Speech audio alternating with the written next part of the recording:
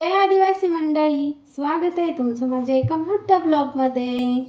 आज मी तुम्हाला दाखवणार आहे पाचटची भाजी. म्हणजे आता आमच्याकडे पाचट म्हणतात, तुमच्या इकडं काय म्हणतात ते मला कमेंट करून नक्की सांगा बरं का. चला बघूया. तर ही आहे पाचटची भाजी आणि मी तुम्हाला तीच करून दाखवणार आहे आज. त्यासाठी लागणारं साहित्य दाखवते.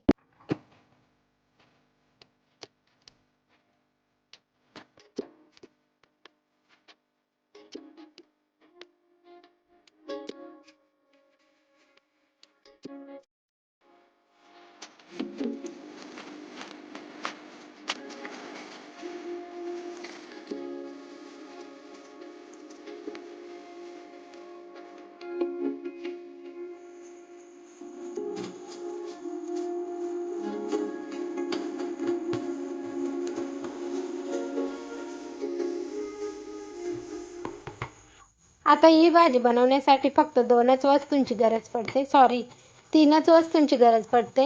एक तर पाचटची भाजी, दुसरा कांदा आणि मिरची. तर एवढ्या गोष्टी असल्या का भाजी एकदम टेस्टी आणि मस्त होऊन जाते.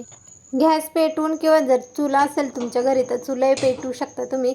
चुलीवरची तर अजूनच टेस्टी होते. आता गॅस पेटून गॅसवर कढई ठेवायची, त्यामध्ये तेल टाकायचं आणि तुम्हाला जर का मोहरीचा तडका आवडत असेल तर मोहरी टाकायची.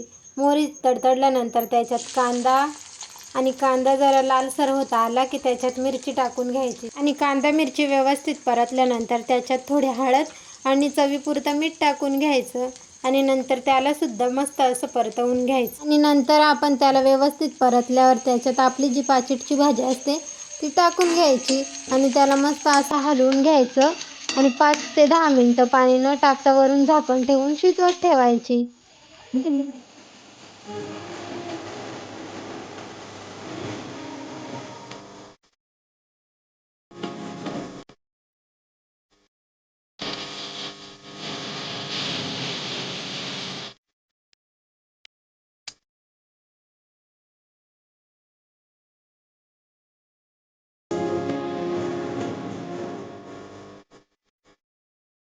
तर आपली भाजी तयार आहे.